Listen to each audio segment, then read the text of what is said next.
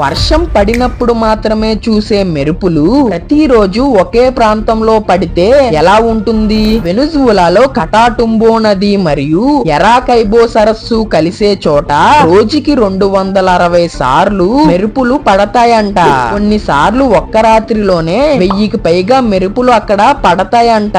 ఈ మెరుపులు ఇక్కడే ప్రతిరోజు ఎందుకు పడుతున్నాయని అనుకుంటున్నారా? అక్కడ ఉండే వాతావరణం, తేమ, వేడిగాలులు కలిసి మెరుపులు పడడానికి పెర్ఫెక్ట్ కండిషన్ లా మారాయి. అందుకే అక్కడ ప్రతిరోజు మెరుపులు పడతాయి.